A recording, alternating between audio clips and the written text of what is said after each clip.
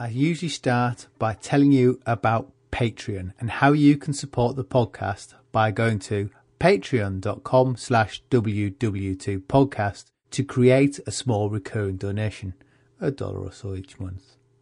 But I'm not going to mention it. For those people with Facebook accounts, why not search for WW2 Podcast and give the show a like? I regularly post pictures and links in support of the current episode, which hopefully help to illustrate the topic.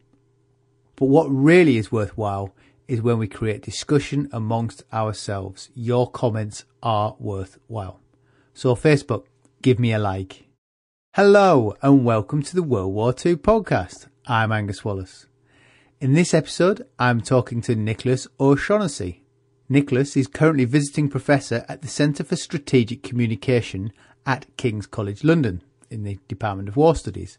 His new book, Selling Hitler, examines the Nazis' use of propaganda and argues that Hitler was one of the few politicians who understood persuasion was everything and was central to creating an all-encompassing strategy. Nicholas, I wonder if we should start with the term propaganda. It seems an easy catch-all phrase. It actually dates from really the time of the Counter-Reformation, which is the Catholic Church's attempt to stop the growth of Protestantism in Europe in the 16th century. And they created the office of the propaganda. And so in continental terms, it was always a neutral word. It never had negative connotations, whereas it did in the Anglo-Saxon world. We equate it with misinformation, manipulation, cynicism, lying, subversion, all of those things. But actually in other parts of the world, the term is used freely in places like China. People don't actually regard it negatively. And this was true of Germany. They could use the word propaganda all the time and not be ashamed of it. Whereas we, of course, called our propaganda ministry the Ministry of Information, because we Britons, we don't do propaganda. We do information. We retail truth. But I wonder if if we're calling it the Ministry of Information, it's because how we perceive it and deal with it differently, perhaps, than the Germans did. They went far more than the obvious, forms of communication of, posters and announcements and various other things. They engaged in a lot of subversion, but so did we. In terms of radio, for example, they had lots of clandestine stations which were broadcasting at the British Isles with titles like the Workers' Challenge Station, the Christian People's Station, Radio Cymru, Radio Caledonia. For India, they had Radio Waziristan and for Afghanistan and so forth. And it's an extraordinary thing, just how big it was and how global it was targeted because of the 6 transmitters built at Zeezen for the 36 Berlin Olympics. They could project and transmit to the entire world, including Australia. So we think of ourselves in the age of the internet, being uniquely global. The Nazis could do it because of these massive transmitters. I hadn't realised that. It's quite obvious, really, isn't it? How far that the radio signals would carry.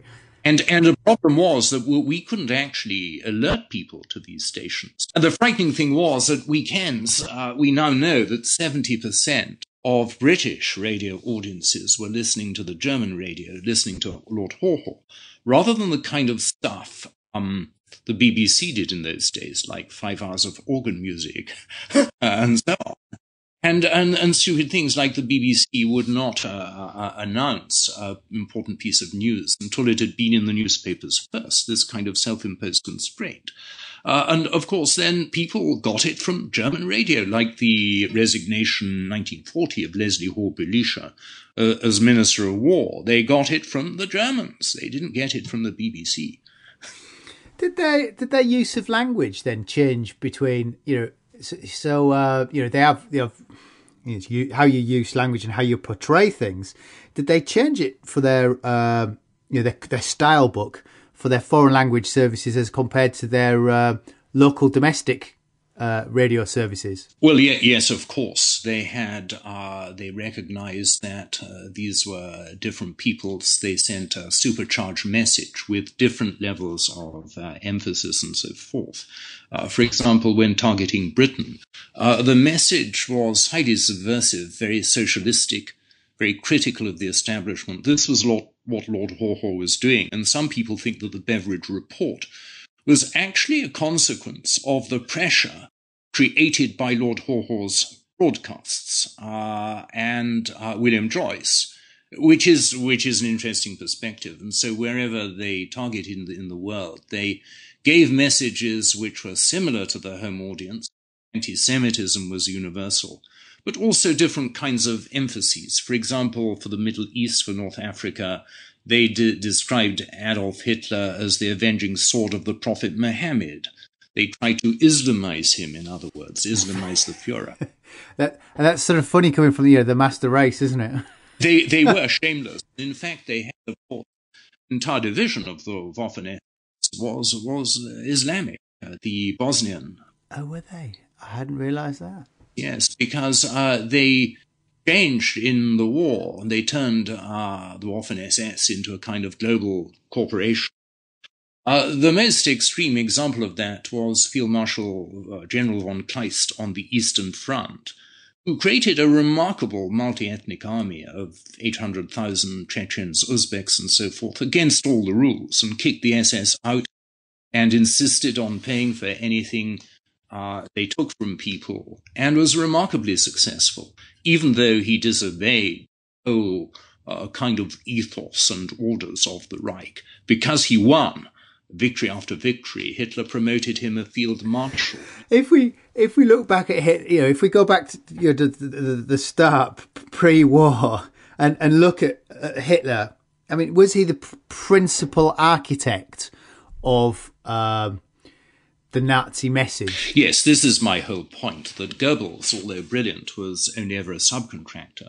The actual designer, the architect, and supreme editor was Hitler himself. A lot of the symbol systems had been designed or at least stylized by him. He spent hours in Munich Public Library, the details of the uniforms, even the design of pillboxes on the Western Front and so forth. These came from Hitler himself. The Volkswagen Beetle, his designs for it exist. They were refined by Ferdinand Porsche, but he drew the sketches, and it is recognizably the Volkswagen Beetle. And little did those hippies in America who bought it so innocently in the 60s know that it had actually had its origin in propaganda. It shows for him to come up with that amount of symbolism, it shows a very sophisticated understanding of what we would now call branding. Yes, the sophistication of the symbolism is quite unbelievable. If you take the symbol of the SS, it is the words SS. It's also an ancient Nordic rune. It's also a streak of lightning. It's also the symbol of an electricity substation. All of these condensed into one symbol. It's a masterpiece of branding, actually. Genius, if you like. And then to choose to slap them up everywhere, on every building, every armband, every badge, everything is just there all the time. This is the whole thing, the repeated effect that to make the message in. You make it ubiquitous. You saturate consciousness with this imagery such that consciousness is pulverized. People can't resist. You colonize their minds. It's terrifying. How much do you think Hitler understood what he was doing? Or do you think it was a slow learning process? No, he's the only, I think, leader in history ever to have written and theorized on the psychology of persuasion. The famous chapter 5 of Mein Kampf is all on the psychology of persuasion. And although it's, in a way, a fairly primitive psychology, nevertheless, quite remarkable that he should do it at all, and that he should consciously abstract and have a depth understanding of the science of persuasion, which he really did. Do you think he had a people that might have been predisposed to his message? Very definitely. In other words, it is really the coalition of sender and receiver, and in many ways people wanted to believe It's not that they thought these things were true, but what he offered them was a fantasy. Having said that, there were huge areas of resistance. The employed, trade unionized industrial working class was not impressed. There were great areas of Catholic Germany, which was very uneasy about the message. The middle class was another problem. I actually came across orders that the swastika shouldn't, this is when they were very nearly gaining power, the swastika shouldn't be shown much in middle class areas because people would be, these hypersensitive bourgeois would be upset and offended. You said there's some people uncomfortable with it, but he's playing to an audience. They're all over the press. They manage to get themselves on the radio. And, they really embrace modernity with the way of communicating their message. Did this open up a new constituency for them to appeal to, that they tailored the message for? It certainly did. I think one should relate the appearance of Hitler to certain technological developments which happened at exactly that same time. Firstly, sound film. This is about 1928-29, first appears in Germany. Then the ability to amplify the voice, a great evolution in that. Evolutions in radio, in the affordability of radio, the rise of other things like color and so forth. Suddenly, you could have a national audience. Excess with modern technology. When the Nazis came to power in 1933, most people didn't have a radio, and within 9 months they'd produced the People's Receiver at a bargain basement price. But of course, you could only hook up with German stations and with Goebbels, who actually had a switch in his office where he could simply switch off anything which was going on and speak directly to all of Germany. It's a marvelous fantasy of power. But if you put yourself in the mind of a German in the early 1930s living a very provincial life, all of this would have seemed amazing. Movies with sound, documentary with sound, radio, possessing a radio, the promise of a car, the rise of color films, and actually the existence of television. They came out as public in public places, so that the 36 Bern Olympics, about 150,000 Germans watched them on television, not private television in things like hotels and so forth. So this technology carried the message, and it's that which dazzled, because for the first time you could have a truly national audience and consolidate it and give different messages to different groups, certainly before 1933, when they're on the run-up to power. Part of the genius was actually being a catch-all party. It's been called that, where you offered something to everyone, and you actually were very vague and ambivalent about your message. You're super patriotic, but what you actually intended was obscure. For example, one of their slogans was, we don't want high bread prices, we don't want low bread prices, we don't want bread prices to stay the same, we want National Socialist bread prices. And they were making up the script as they went along. For example, their views of modern art, they didn't have a party line till the mid-30s. Some of them wanted abstraction and impressionism. Some have wanted regression, and the regressives eventually won. But the point is, they were making the script. What we see now is set in stone as this incredibly grim Nazi tombstone. In those days, it was much more fluid. They made the script as they went along, as I say. Well, that's why sometimes it equates, quite paradoxical, the idea of, they're often hankering back to old ideas, yet at the same time, embracing this modernity. You've got the embracing of opera, yet at the same, which is, very highbrow. Yes, well, that's interesting. You should say that, because the senior Nazis were kind of forced to watch opera because Hitler liked it. Most of them detested it. They just had to go along with it because it was his shibboleth. But no, the embrace, it's really a contradiction between, on the one hand, Their kind of rhapsodizing of a historic, traditional, and regressive and ancient Germany, and on the other, their enthusiastic embrace of modernity, of science, of technology, of modern imagery, and so forth. It is a complete contradiction. So you can never find any coherence or consistency.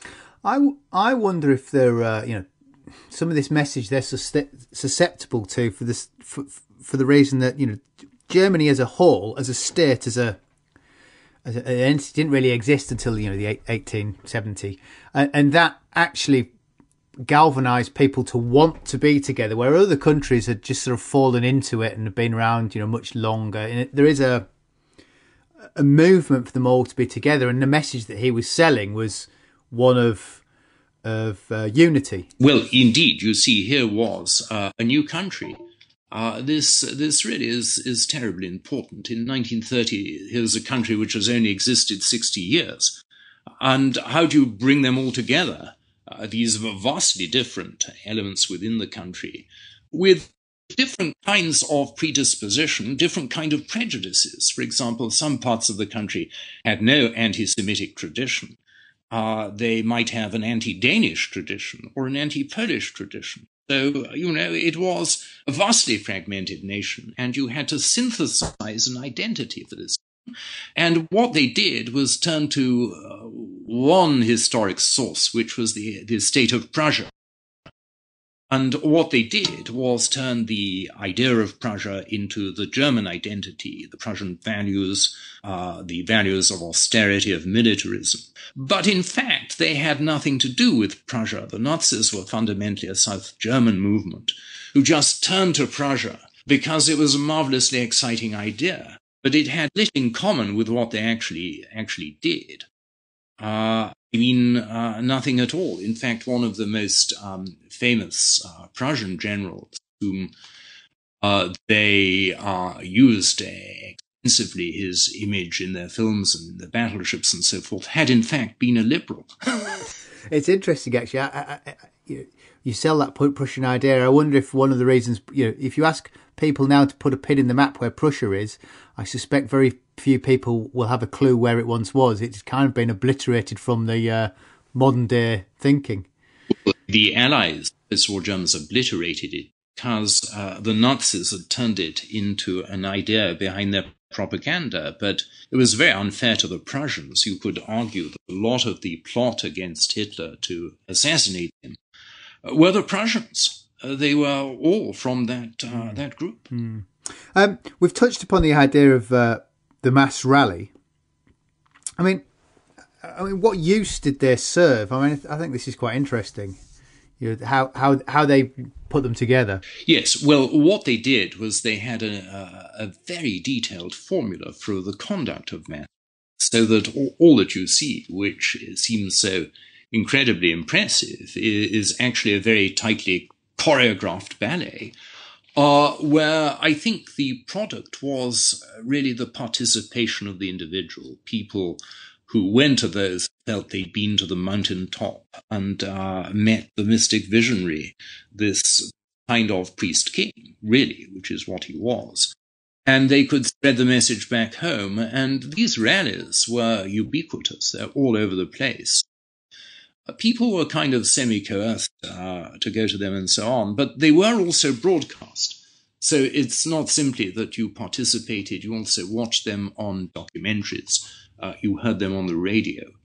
And so they turned the nation into a huge auditorium, and they could do that through the nation. One of the extraordinary things about Mr. Trump is that although he's no Hitler, he has actually revived the idea of oral speech to a live audience in a huge auditorium, which is something we thought was anachronistic. He's actually brought it back, but I won't tread on that ground. No, well, I thought it was interesting. Obviously, you look at US electioneering, and there is more of the idea of the mass rally, certainly, than the British system, which interestingly, people bang on about England, about standing on soapboxes, which is kind of the complete reverse of that large-scale electioneering. Exactly. We have never really had it, although paradoxically, Oswald Mosley's great rally at Olympia in the late 30s was, I think, the largest fascist rally in Europe. It was absolutely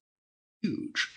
But the British Union of Fascists didn't have many members, and they were anyway inspired by Mussolini's Italy rather than Hitler's Germany. But the British don't go in for mass rallies. Hitler actually said that Britain would never be a Nazi place, nor would he want it to be. The British simply weren't Nazis. There was no way they could be turned into Nazis, and there was no way he'd try. Yeah. Yeah, because the other idea that it conjured up when you're thinking about that is the idea of the Roman chariot racing, those huge events in Rome, and it's not you look at the iconography of it, and it's classical big stadiums. Yeah, we call it the sordid fruit of the European classic tradition, because there is this idea, this Roman idiom, including the salutes and everything. This Caesarism, if you like, does inform a lot of the production. Consciously so, in, for example, Leni Riefenstahl's film Olympiad, which actually begins in ancient Greece. There's this constant acknowledgement of the classic in things like the statues. And the architecture is a kind of subclassicism, the architecture of Speer. The sculptors, the statues of Arno Breker are quite extraordinary, although Breker later had a very different kind of career afterwards. He's actually standing with Hitler in front of the Eiffel Tower in the famous photograph. Later on, Andy Warhol asked Breker to do a statue of his muse Joe d'Alessandro, and the commission was in place when Warhol died. Breker was all alive and going to do it. So in other words, these things not so remote in history as we kind of think, actually. I mean, when we look at those images, we think they seem as remote as ancient Rome, but they're actually within the memory of many still living. In fact, we recently made a documentary on the 36 Berlin Olympics. We found a number of people who'd been there as adults. I hadn't thought of Riefenstahl's Olympia. It's packed full of classical Greek iconography of athletes pulling poses and things. And it creates the myth of the Olympic torch, because you see the torch lit in Greece and it's carried to Germany. So this idea of the patrimony of ancient Greece and the classical world going to Germany. And Hitler personally felt this very strongly, whereas Himmler was very keen on ancient archaic Germany and did lots of archaeological exploration. I wondered why they were trying to link themselves to the classical Greek and Roman, perhaps not Northern European. Hitler argued that there's nothing to be got from Himmler's pieces of pottery and mud. The patrimony is Roman. What they did was they tried to claim that the ancient Greeks were actually German, which I suppose in other words, and Himmler actually said that it's on history that we project our fantasies. We make history what we want it to be. Do you think that sort of reaching back into history, sort of, so when Hitler becomes chancellor, you get the Nazi stormtroopers marching through Berlin, carrying torches in triumph with onlookers, apparently cheering on. To a modern onlooker, it poses menace, but it's from a very different time. Centuries earlier is that iconography that they're embracing. I mean, why was that so appealing? Well, I think that they seemed in a way to get at something primordial within the tradition, some basic essence within us as human beings, the wish to join something which is large and powerful, menacing, the wish for solidarity, the wish for collective affirmation. All these are powerful drives. But what you say about the stormtroopers marching through Berlin is a case in point, that with the victory in 1933, the assumption of power, they marched through Berlin all right at night, but it was rainy and there weren't many people about. So they redid it the next night with film cameras and everything, and that's how they were. Everything was a synthetic. I have another note to myself. Was their message evolutionary? leading to a consensus, trying to lead people to a consensus of values rather than, say, revolutionary, which perhaps you could argue Russia was, which is trying to impose values with a big stick. A very good point. I think that two things really. Firstly, Russia was a much country, and so it used persuasion far less, coercion far more. Whereas in Germany, coercion and persuasion went hand in hand. They were two halves of the same coin, and most of it was actually persuasion rather than coercion. Evolutionary rather than revolutionary, they were revolutionaries. What they very cleverly opposed as being was conservatives. And of course, their first government in the January of 33 was a coalition government, which included conservatives like Hugenberg and von Papen.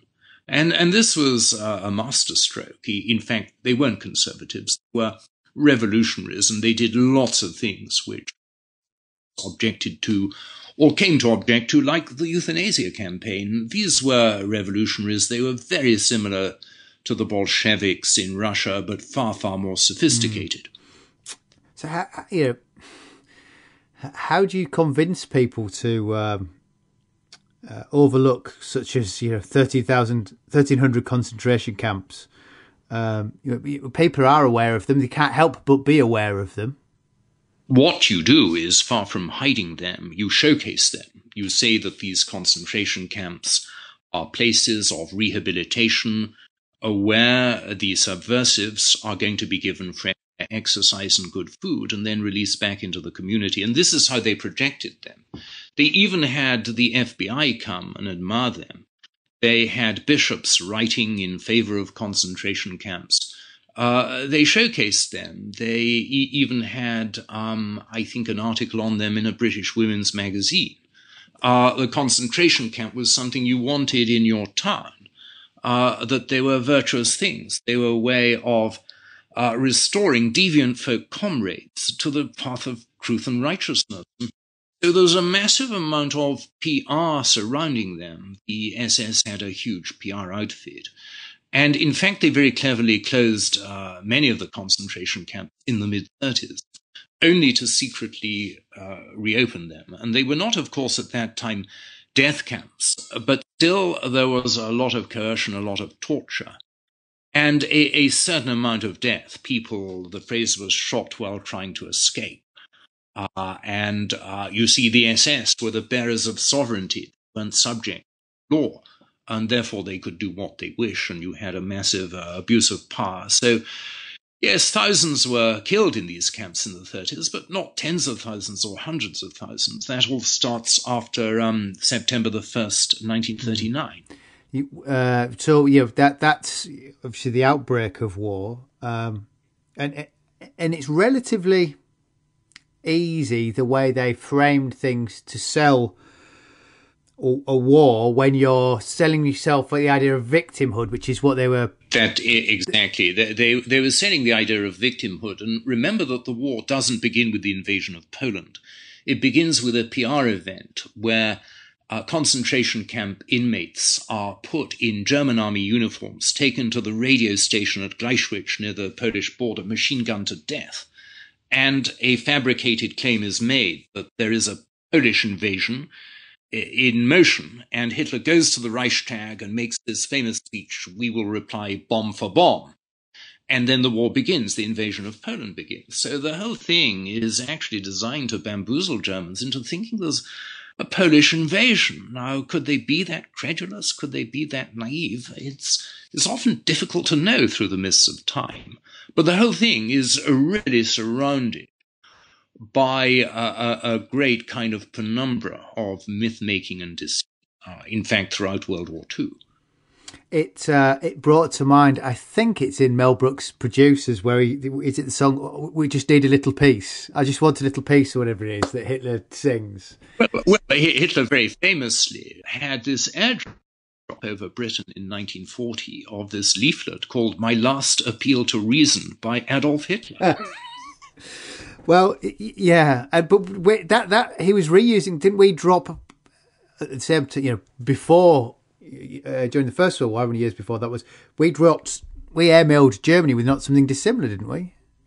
Well, what we did, no, what we did was we taunted them by dropping menus from top London restaurants and posh hotels, showing them what a good time we were having when they were starving, and that really did upset them, actually. We did tricks like that in the First World War. In World War II, we actually began not with bombing, but with airdrops of literature, trying to explain the British case. But, it was a waste of time.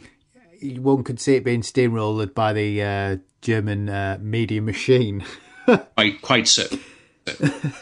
So as the wars grinds on, it's one thing to put yourself, when you're winning, to sort of, well, we're just wanting a little peace. But, how do you continue to persuade people to fight? Because ultimately, you have to instill hope. Otherwise, people won't fight because, ultimately nobody wants to lose their lives. Exactly. Well, you have, of course, this extraordinary first phase of conquest, where they really conquer all of Europe and then into European Russia and conquer most of European Russia. So you have a massive kind of surge in self-belief of the Germans, and it's only very gradually that that's eroded. And even when it's eroded, you have a number of other psychological tools to play with. One is rational. The alliance between the West and Russia is artificial. It's between capitalism and communism. It has to come unstuck. That's one thing. And then when they're actually in Germany, you do two things. You stress Bolshevik depravities, which were true enough, actually, and therefore we must fight them to get them out. The other is you make light of it, saying it's just a tactical incursion. We're going to boot them out. And the faith in Hitler was strongest in the German army and lasted longest, lasted to the very end. In other words, whenever something looks bad, you can always come up with credible reasons. And the best was really the miracle weapons campaign of 1944. That was unbelievable because they were miracle weapons. They included not only the V1 and V2, which were militarily useless, but marvelous propaganda weapons, which is how they conceived, but also the V3, which were these massive guns in the Pas-de-Calais, which would have done as much damage to London in 2 weeks as the RAF did to Berlin in the whole of World War II. I mean, they were going to... that was an extraordinary thing, and it was only destroyed by the Dambuster Squadron late on in the day before it was operational. But the V3, I mean, in other words, this was not irrational. These miracle weapons were quite remarkable. The world had never seen anything like the flying bomb or the V2 rocket. Nothing like it had ever emerged, or the Me-262, the jet fighter bomber. But how do you convey your secret weapons to your public to have them believe in you? Well, what you do is you do a coquettish kind of seductive dance, implying that big things are on the horizon. And gradually you reveal, like any good striptease artist, the emotional core of the event. And this was a marvelous boost to morale, because the Americans, for example, only managed to get 3 jet aircraft to Europe the whole of World War II, and they're just there for PR purposes. They were never operational. How much could they control the message at war? Because, with so many millions of men under arms, it must have been very difficult, to stop things getting out. Yes, I think that's true. News, for example, of the depravities on the Eastern Front and so forth. But we do actually know pretty much how much got out, because we bugged captured German prisoners of war and generals, privates, so forth, on a massive scale.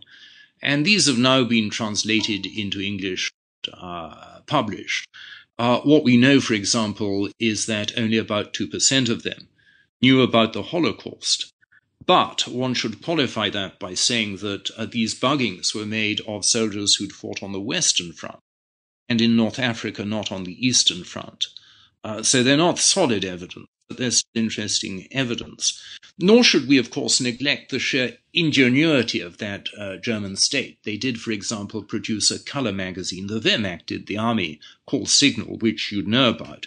They actually produced it in about 25 languages, including Russian.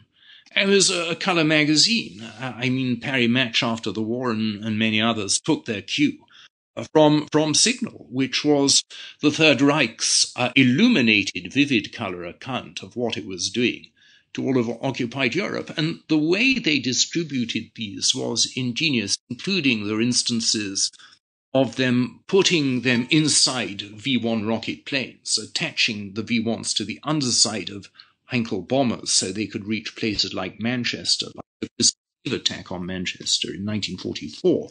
And they'd shoot out this literature, these copies of Signal, through some kind of ingenious mechanism to fire them from the plane. And in fact, if ever you find one of these in antique channels, it's worth an awful lot of money, about £400. But what an extraordinary distribution system to create. It's almost unbelievable, but it also shows the faith in the message. Here, for example, I just picked up before you rang this book, which is published by a man called Mark Batty quite a few years ago. It's called Paper War. This entire book, this entire volume, is simply the waste paper picked up by his army officer father on a single day of the Battle of Monte Cassino, May the 11th, 1944. And the entire book consists of German-fired, mortar-fired German propaganda fired at the four Allied armies in the immediate vicinity of Monte Cassino. And they're extraordinary, they're ingenious, but it is psychological artillery quite literally in the battlefield, sending different messages to different armies, to the Polish, the Americans, the British, the Indian. Here, for example, is an example of it, a poster, "Come to sunny Italy." This is fired at the British, and then graves of British Tommies. That's what you'll find. And they fired this, and here's an entire book of the litter of a single day. It's extraordinary, but it shows the theory behind it very, very well, that, in other words, propaganda was not just an instrument of statecraft, not just an instrument of war, but it was the medium through which government governed. For example, the propaganda department of the German army was, I think, the equivalent of an entire division of the Wehrmacht. And they had the wonderful PK units, which were companies of 50 men, photographers, journalists, and so forth, who also were fighting soldiers. But they garnered the most astonishing combat footage. And this, I think, is the danger, that what history gets is the edited German image of the Third Reich, not the image we want of it, but actually their idealized self-image, which they so brilliantly produced and gave as a legacy to history. So it haunts our imagination, and I think does or will do corrosive things in terms of maybe the European or American right in future years, that they've created such a powerful set of images, you see. A legacy, an imagistic legacy, which is simply there, which invades our minds. That's an interesting point. I hadn't considered that everything we see is through the telescope of their view, because that's what was produced. If you go onto the History Channel now, or turn on the television and watch a documentary on Nazi Germany and on World War II, most of the footage will be German propaganda, typically from Triumph of the Will, if they're doing a documentary on Nazi Germany. What better? It's so easy to go to Triumph of the Will and select those amazingly menacing haunted images. So that what we see is the Nazis as they wished us to see them, not as they were. The place where you'll see them as they were is actually the extensive television footage from Nazi television, which was discovered in East Germany after the collapse of the Berlin Wall. Hundreds of hours of videotape, and they show a very different image. They show these fat, bloated stormtroopers, middle-aged, sagging bellies like one has. They show them disorganized, milling around, unchoreographed. And it's a revelation to see Nazi Germany like that, because it's not edited.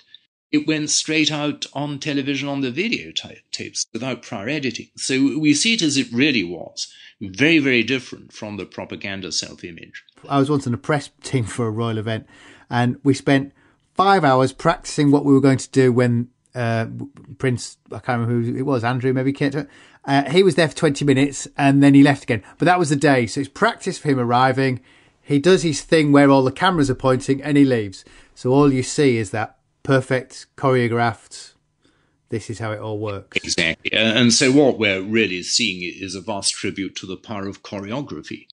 Hitler, after all, was a lover of opera. He'd originally been booked to be interviewed by the professor of theatre design in Vienna at the School of Fine Art, I think. Failed to turn up twice to the interviews as a student because he was so intimidated by this professor who is so famous. And so he never went down that route. And of course, had he turned up to the interview, the whole course of world history might have been very different. So there is a sort of professorial responsibility there. Do you think you needed him at the top of the pyramid as a sort of a demigod type character? Yes, I think that it's unthinkable without him. It wouldn't have been Nazi Germany. It would have been some other thing. It might have been it would have been some conservative stroke neo-fascist types, but it would have been a coalition under someone else who would not have had the charisma of Hitler. It's really a tribute to the power of charisma. The whole story would have been different. There would, I think, probably have been no war. There would have been revision of Versailles. There would have been negotiation. There would have been German renewal. It certainly would have happened. But not World War II. Do you think it was a big step for people to, you've gone from the Weimar Republic, which is very much more, democracy, to almost something, empirical with your king figure at the top? Well, it's less of a big step than we think, because Germans had always had a king. They'd always had that kind of quasi-divine figure at the top of society. And what they'd experienced and what they'd been told was understandable if we managed to try and access the minds of people at that time, which is awfully difficult. For example, the absolute dread of communism. It was a huge threat in Germany. The Communist Party was very big. The communists had taken over Munich in 1919, Red Munich. The middle class feared being wiped out. They feared when I think it was the Litvinov in 1919 threatened to actually exterminate this entire social class. Naturally, it has an effect in Germany as well. And so if you look at the paranoia, if you look at really the failure also of Weimar to sell itself, this is the tragedy. That the Weimar government did own radio. It could have used it. Chancellor Brüning, for example, only made 2 radio addresses as German leader. There was no, in other words, promotion. There was no attempt to persuade and to hold Germany together. And along come the Nazis with all these tricks, with all this theatre. And people are just stupefied by them, and they understood in a very sinister way the psychology of the process. For example, there was one Nazi demonstration in the early 30s where they marched down the street and there was no impact. So they did it again, this time solidly banging drums. And immediately the communists were galvanized into action. There was a big punch-up, and all of those is what they wanted. It is tragically very easy to understand why people voted for Hitler in 1933. If you go back in time, you look at the insecurity of the state, the unemployment, the threats, the economy, the fear of communism. It's too easy, actually, it is easy to understand the mindset, because, of course, what they saw was not what we saw, because we're looking backwards, retrospective, through the prism of Auschwitz. They saw something else. They saw a country renewed.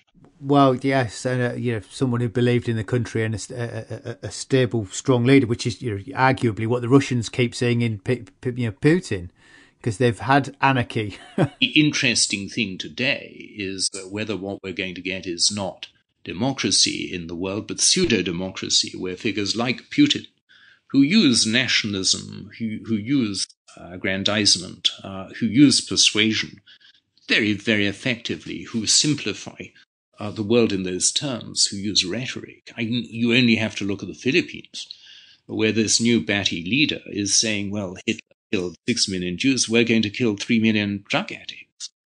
And, this is the danger. Democracy can lead to that. It can lead to the most bizarre fantasies being generally accepted. For example, in Venezuela, the Chavistas and so forth have kept selling the idea that all their horror, which is now leading to starvation, is because of the Americans. Nazis blame the Jews. Venezuela, you shift the locus of blame away from yourself. Yeah, there always seems to be has to be someone to blame. But and I wondered in that respect, ultimately, did Hitler need a war? Was war always going to come, even though it was a big war? He might have intended something somewhat smaller that would bubble away. Hitler liked war. He thought war was a way of maintaining the virility of the race, and that if you didn't have war, everyone would become smug and cozy. He didn't anticipate their war with Britain or America. What he wanted was perpetual conflict on the Eastern Front with every generation, where the German race could renew itself in martial terms. And with this Lebensraum, you'd establish a whole vast world of German farmers in the East, and you'd have wars with the natives. It was in many ways a colonial thing, but he thought that war was the way to maintain the virility of the race, because he thought in those terms. He was what we call a social Darwinist, which is a complete, actually, misinterpretation of the work of Charles Darwin, who actually spoke of species having niching strategies, so that very unfit species like the sloth survive because of their niching strategy, not this sort of competition red in tooth and claw, which is how Hitler interpreted Darwinism. And if you are a social Darwinist, all his ideas make sense. In other words, the ideology of Nazism was in the end social Darwinism. It's, in other words, a complete inheritance from the 19th century, but actually rests on a misinterpretation of one of the most important ideas produced by the 19th century. But by the end of the war, do you think, Hitler was still key to the message? Because I got wondered by the end how whether Goebbels and other things and Hitler was less central to the message as opposed to a big stick and other things. That's absolutely the case with the civilian population. There's an interesting instance of a member of the Nazi Party in 1943 going around on a single day doing about 60 Sieg Heils to people he met, and only 3 of them returned them. So there's a major problem of civilian morale, and so the media portrayed Hitler differently as someone remote on the Eastern Front and so forth with the soldiers. And they used films, movies set in historical times to sell Hitler surrogates to the nation, people like Frederick the Great. The one place where that didn't happen was the army. The army remained faithful and loyal to their Führer to the bitter end. And that was a triumph of propaganda and organization and leadership. But by this time in the war, is Hitler control of his own message, or is that Goebbels completely taken over? Well, they actually have a lot of control right into the end. A Berlin newspaper said on the day of Hitler's suicide, "Wherever Hitler is, there is victory," and that was their headline. Yes, they had extraordinary control, and later on, unbelievable coercion for people who are deserters or so forth. They hanged them from the lampposts. It's incredible that if you look at the deaths of 3 very important people, Pastor Dietrich Bonhoeffer, Admiral Canaris, and Major General Hans Oster, the judge who tried them had to get to the trial by goods wagon, and then he had to cycle the last 10 miles. And then when they're taken out to be executed, they're executed within the sound of American guns. And the system continued right to the bitter end, with the Americans, British knocking on the door. There was no fatigue. It just continued like a clock to the very moment. And even afterwards, you had the activities, or the threat of activities of the so-called werewolves. But they'd actually primed propaganda activists to be in the areas under Allied occupation, to write slogans and graffiti on the walls. In other words, the Reich peters out with the protest style of the student activist. And I wonder how much of that took place, or if there was an ultimate sigh of relief that it was over and they didn't daub the walls. Well, there was some of that. But once the Reich had gone, people adjusted very, very quickly. And those who were in the hands of the Western part were pretty much relieved. And interestingly enough, there was a lot of affinity with the Americans, because Germany was the most Americanized of all European countries. And there was a kind of natural link between them and the Americans, in fact. Yeah, there's a book. Well, there's the anti-fraternization order that gets given out, because actually there's that strange paradox where the French were a bit offish sometimes, whereas the Germans were just relieved and they were wanting food and much more appreciative. That's it. The anti-fraternization order, which the British also got, only worked very briefly, because you had the soldiers who'd fought the war, who'd been into the concentration camps, seen the atrocities, had fought right through from D-Day to Berlin, fought the Nazis. But what happened is they were shipped home straight away. They're replaced by raw recruits. They were replaced by new men who'd seen none of the fighting. And what they saw were Germans, and Germans who seemed like a culture like theirs, who were intelligible in their terms, who wanted to be friendly, who loved their sweets. There was the famous candy bomber dropping sweets over Berlin. Children who, loved the uniforms and so forth, the bubble gum. In no time at all, the whole thing had changed. With the end of the war, that seems like a fitting place to finish. Thank you. Selling Hitler by Nicholas O'Shaughnessy is available now. As usual, I'll put a link on the website. I very much enjoyed it. We've barely scraped the surface of what's covered in there, and there is a lot in it that I'd never even considered. So that's another show over. Don't forget, look up the podcast on Facebook and become part of the conversation. Until next time, I'm Angus Wallace, and thanks for listening.